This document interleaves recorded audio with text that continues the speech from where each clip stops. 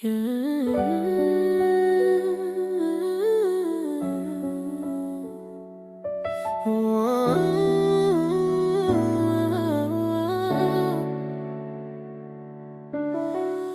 kitang nasilayan sa daanan, tumatakot papalayo, di ko inasahan. Sa isang iglap, bigla kang naglaho. Akala ko tapos na ang kwento natin doon, ngunit parang tayo'y tinadhana.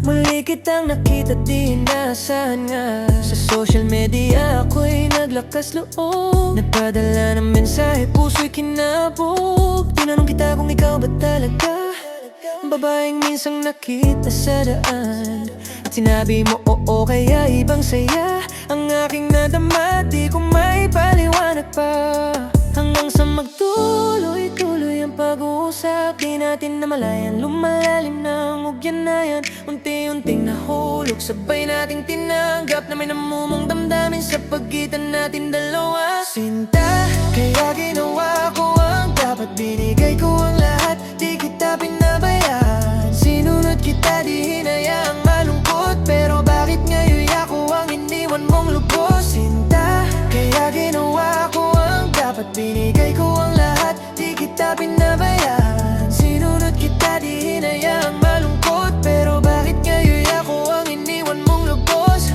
Dumating sa puntong pinakilala mo ko, sa iyong pamilya buong-buo ang puso. Sobrang saya dahil ako'y tinanggap kung ano man ang aking nadarama at pangalan.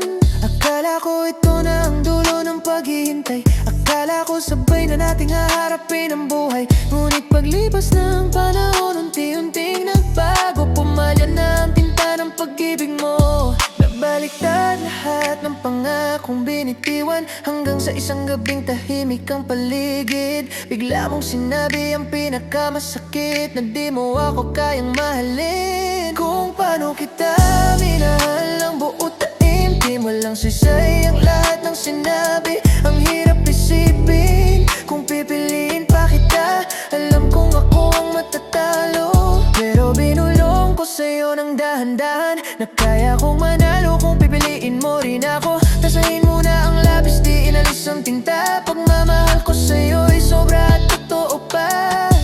Hanggang ngayon, sinusulat ang pangalan mo,